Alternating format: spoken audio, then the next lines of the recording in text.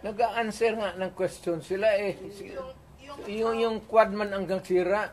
Yung how did she Yes, pina-explain nga niya muna yung ano niya. Kasi hindi pa tapos ang COA. Kaya niya sinulatan na huwag mag-entertain, magkuha ng papel kasi yung documents are with COA. So that if COA would, 6 months yan eh, if COA would be asking additional documents, hindi sila magkandarapa, maghanap kasi nandyan na lahat. Ina-imbestiga na nga eh. Eventually, mag-testify yan siya. Pero yung mga documents muna, hindi yan trabaho ng... Sir, may mga nag-comment na po sa social media na people power na lang daw po. Is it possible? Wag. Alam mo, dumaan ako pagka-presidente. Not for anybody, not for anything else. Meron tayong problema.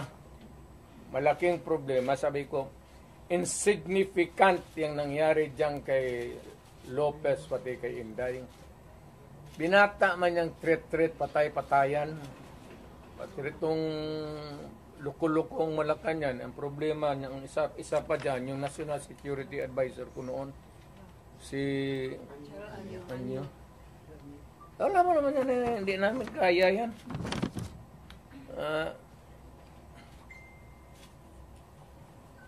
Sino naman? Ang gusto nila ipalabas na palalabasin mayor na nagnakaw ng pera si Vice. Wala pa nga audit eh. Gusto na nila palabasin ganon. Tama yung kay Inday. Because according to her, sabi ni pasensya ka na dyan kaya ikaw yung forerunner sa presidency. Gusto ata na ni Martin maging presidente. So, hindi naman masama. Kaya ayaw ko magsalita because everybody has the right to dream. If Inday wants to be also, she can also dream. So, wala tayong ano dyan. Ang tingin ko, ang mas mabigat na problema na dapat malaman ng Pilipino is nag-hemorrhage ang country. Pati yung PhilHealth nga na hindi sa gobyerno, contribution natin yan kasi kung magpa-hospital ka, noon yung may pambayad ka, depende sa category yung rates mo. Kung ibang iyo, dividido ba talaga na full o paglabas mo, wala ka ng bayaran. Yun ang noon, yung 16 billion na nilipat nila. That is the most dangerous at dapat putang inestapa yan. Government malverse the money of the people. Ginamit mo yung pera ng and even Congress cannot do that. Trust fund yun eh. Galing inyo yun. Ako pati akin. Contribution yun natin para pag nagkasakit ka ng cancer, uterus, may pang-opera ka.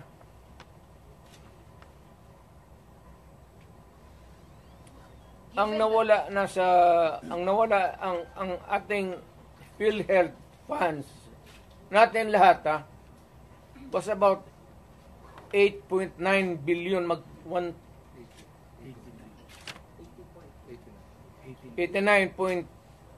89 billion.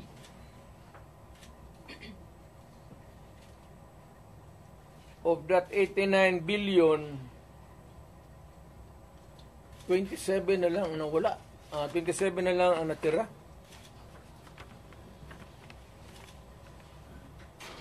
Paano yan? Hindi man maano ng Kongreso.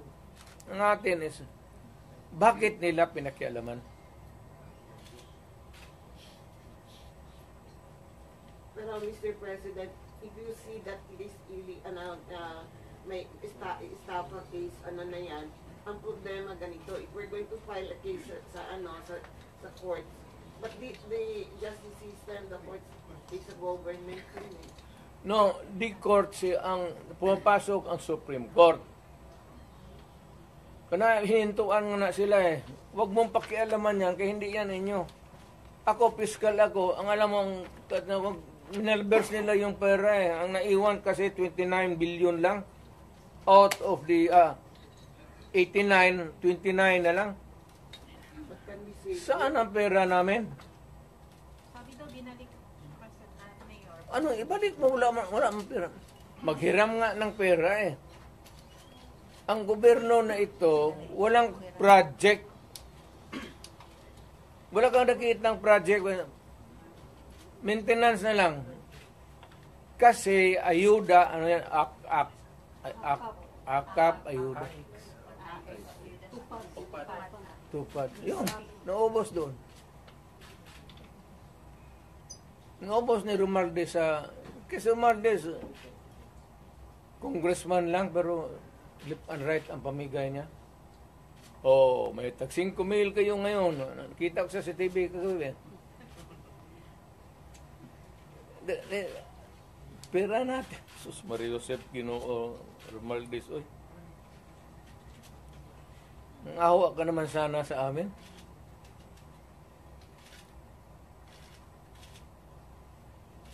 Yung 89. Ang Maharlika Fund, ang target nila sa ito ang 250 billion. Kinuna nila ang GSIS ng 62.5 billion. Yan, pera rin ng mga taga-gobyerno yang empleyado. Kami sa namin. Sa mga trabahante yan, mag-housing loan ka, ito, kinuha, binigay para ayuda. Ang mga membro nito, hindi na makaloan, enrollment ng mga bata, mahirapan sila nito kasi magkakaroon ito ng anomaly sa flow ng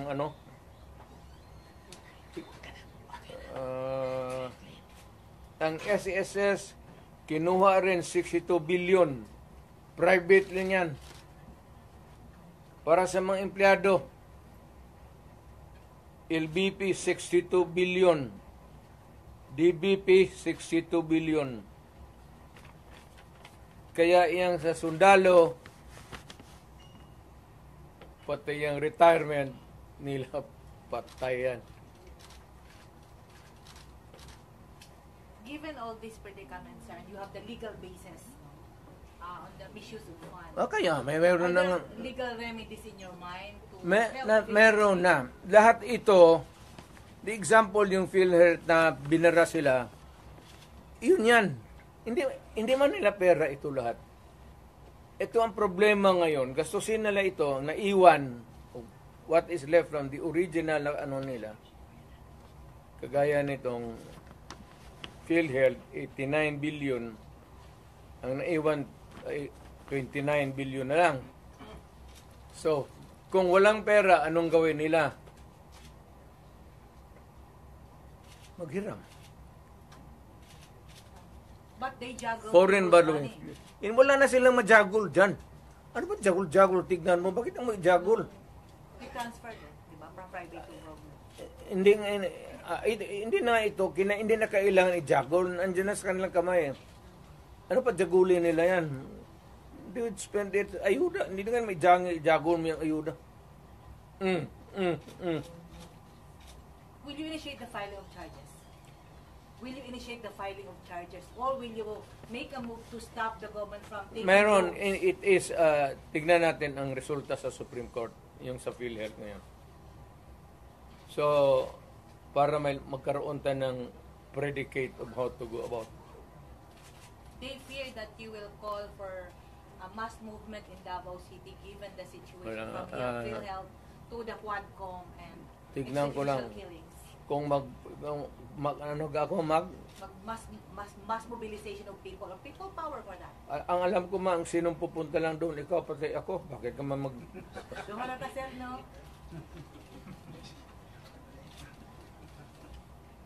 alam ko man ang walang pupunta doon. Why? Magmass movement ako, tayong dalawa lang. Sir, ano sila, sir, na nawala na daw tong the magic of Duterte crowd? Magic, wala na. Matagal na yung walang magic. Sinabi ko, retired na ako. But when you Hindi say that, ko na, I do not need to be on the front or at the back or on the side. Retired na ako. Ang rating ko, baski ilagay mo ako dyan sa 1 to 10, mamili ka, 2, 3, 4, 5, 9. Wala na ako. Ano bang Duterte magic mo? Ano? ikaw lang Wala na makakatawag ako. ng crowd. It's only your word that can compel people to come together and raise the common voice of Istorya lang yan, media, kaya ganun. Ganun ang ginawa ko noon, wala man lagi. Di ba? Turo. So when you say that, it's the other way around, no? The history of the Duterte leadership in Davao says, pag sinabi mo yan, iba yung nangyayari. Pag sinabi mong wala. Wala na. Ang tao, hindi na nakikinig sa akin yan. Kasi wala na akong power, matanda na ako. Nag-okay na ako, kaya the last time ako nagmotor, hindi ko na talaga kaya. 7 months ago, nagmotor ako uli. Kalakad pa man ako ng husto. Nung natumba ako, may kunting crack na dito. Ayaw ko na rin mag-opera. Kaya palitan man ang nikap. Sabi ko, pagkatapos sabi ko, ano, Dok, mag-cane pa rin ako. Oo, mag-cane ka. O di, ayaw na lang ko operahin, mag-cane na lang ko. Sugar cane na lang taan eh. Mayor, may... Natumba ako mga 7 months ago. Kaya ako, okay pa man sana ako. Tatawa, hindi pa ako hindi ako inutil. Ang masakit pa, kaya nga nagmotor ako ng magaan. Yung 600 lang, 800 kasi yung 1,000, 1,100. Yung Honda na blue na wala pa, matagal na talaga. Pag ko, hindi ko nabawi sa may...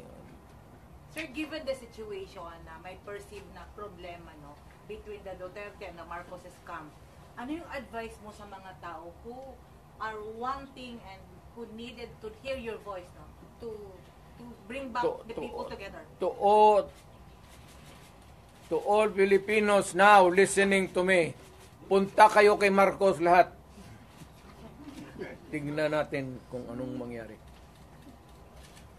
Mga Pilipino, nakikiusap ako. Punta kayo kay Marcos, wala hindi kami nakipag-contest kay Marcos. Never.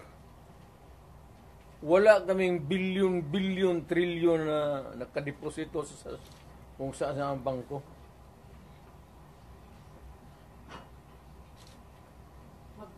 Sa utak lang yan na Trillanes. Mayor, tinuto nakapile lang ang kaso po kang Trillanes. Ano? Itong file ng kaso kay Trillanes. Nakapile na po. Wala pa ako natumbang ako sa motor. Nag-file na ba yung kaso kay Trillanes after the Quadcom hearing? Kaya nga, alam mo yung pinapakita mo ng bangko, fake talaga yan. Hindi ka makakuha ng... Kung magkuha ka ng sa bangko ng papel, bawal rin yan. Ngayon, kung balandra mo, bawal rin yan. Ipinasok mo doon sa Quadcom, use of falsified documents, another crime yan. Alam mo, hindi ko na kasi... Mayor, yung sinasabing disbarment daw laban kay Vice President at impeachment against the VP. Ano comment ko doon? Sinday? Opo. Ay, kay kaligayan lang, hindi impeach nila.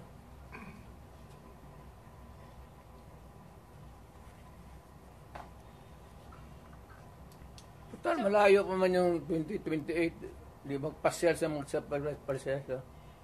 So she's running in 2028 for president. Hindi, wala siguro. Sabi mo kasi malayo pa ang 2028. Therefore, yun ang conclusion. Kaya pa, malayo pa. Doon na tayo, pagdating natin, mag-decide tayo kung tama na yung, sabi ko nga kay Inday, tama na yung Vice President. Total, tatay niyan, presidente man. Okay na yan.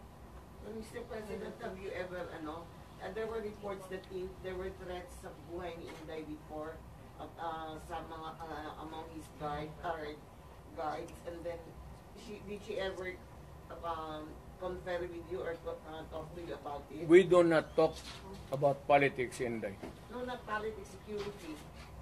Security, kaya ni Inday. May security yan si Inday. Huwag kang maniwala, wala yung security. Being the father, sa ito yung gibati ito, nakita niyo siya na she was seeking for help and you were there. I suppose you were still awake that time. Basta ito mong feeling na yun? Lingaw. Meaning so cold. I am entertained. Wala man nangyayari sa anak ko. She is not hurt. Of course, there's yung hearing sa confidential funds niya. Bakit man ako magsabi, matukotin mo ako, i-investe mo ako confidential fund? O, sige, talungin mo ako. What did you, sige, you ask me. I'll give you the correct answer. What happened to your confidential fund, supposedly, without? Well, it was spent properly. But why is she not answering the Congress daw? Confidential nga eh. Bakit patawagin ng confidential kung... Pero yun kasi yung issue na ginamit. But you kept mum about it all along. Hindi, lahat yan sila, pati yan si Martin Romualdez, wag binabit ng bilyon yan. Kaya, mausapan lang naman. Maybe one of the things that I will do next is, of course, this time, I would be appealing to every Filipino. Lahat na. Once and for all, buhay man yung kuwa, hindi man nasunog ang building nila, pero lang kung sunugin ni andyan man yan, buksan natin lahat. Huwag na lang muna yung ibang ngayon yung this year lang. Tapos, pagkatapos, buksan natin next year. Buksan ng Congress. Ang Congressman, hinamon ko ba sila? To open your books. Ang sagot naman ito ni Trillanes, open your bank account. Makihati ka pa sa putang ng pera ko. Sa bangko, huwag kang magtanong kung saan ko nakuha yan. Nakuha ko yan sa hold up, nakuha ko yan sa smuggling. Wala ka nang pakialam. Nandiyan yan sa bangko. Pero ito, simple lang, opening of the bank na libro. Hindi naman bangko yan eh. So, audit. Pero bingi man sila mayor sa... Ang hindi talaga ino-audit. Telling you now, without batting an eyelash, ang hindi ino-audit, Office of the President, pati Office of the Speaker of the House. Hindi ka magtanong ka ng witness. Katabi ko, speaker man yan. No? Tanongin mo ba kung may malakas ba na sira ulo dyan sa audit na mag-audit. Audit lang yan. So Mayor, you are saying that you are open to opening the book of how she spent the confidential fund. Of course, yes to. Nandiyan, inaano lang nila yan. Hindi pa yun na careful masyado yan. Alam kasi niya. Kaya ingat.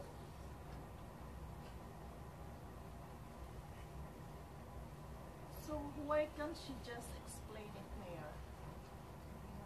Ini-explain na nga iha.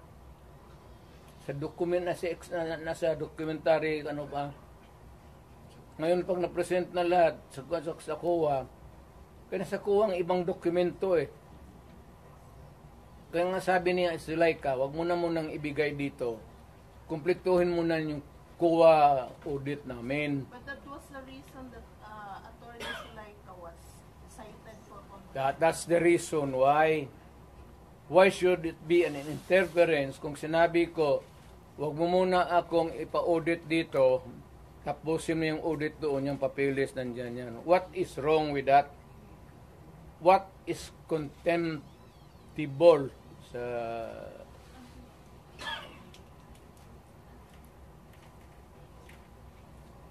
In a word, how would you describe all these procedures from the Senate, the Congress calling you and your children for investigation? No, I cannot talk for the Senate. The Senate, it's a bit formal. Well, at Congress, Tanungin mo si Bebot. Si Bebot man nandun. Bakit ako tanungin? Hindi man ako Congress. how do you see this now? Siya. Ikaw gani akong gipangutana. Kasi mo tanaw aning ginahimo karon sa Congress, no? It's you, Guwapo the eh, Vice President. Bebot Alvarez. Ikaw gani imong feeling. Kaya nga kaya sagot kita eh. Ikaw lang. Bugwa kanta ka ani ro, ano? Layo. Asa tayo ang feeling, Mayor, nga marag personal naman ni inyo, ha?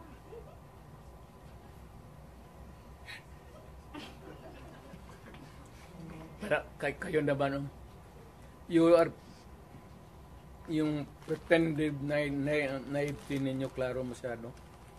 Alam mo naman yung politika yan. Alam ninyo walang oposisyon, walang liberal. Kaya nga ako naman, I'm aghast na ang nila Marcos pati Duterte. Bakit Duterte? Wala man kami opposition kami in the sense that we can talk against them on many issues. Pero hindi sabihin mo na, pero ang labas ngayon, walang iba yung, wala yung nasyonalista, liberal, ako po PDP. But, kami nga yung ewan ko ba? So you're the opposition now. Hindi man, but we will talk about issues against government. If it is for the people, if it is for the interest of the people, and against if it is not good for the people. So are you open for those other politicians who would come in and join your group?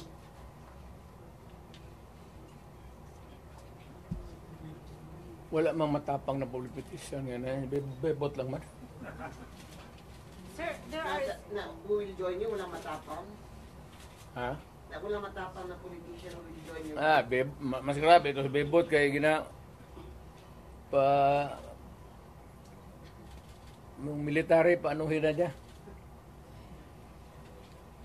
Military, wake up. Sir, there are observers, no, from other countries. Hindi ganito yan, There's ha? a silent martial law in the Philippines. Correct. Yan. Ang tao ngayon wala nang mapuntahan. Kasi kay July ka.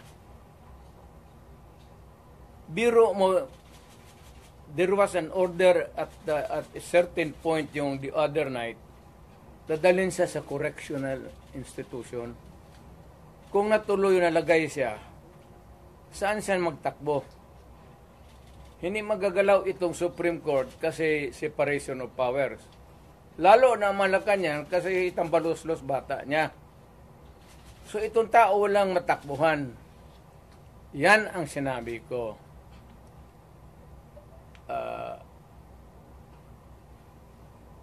there is a fractured governance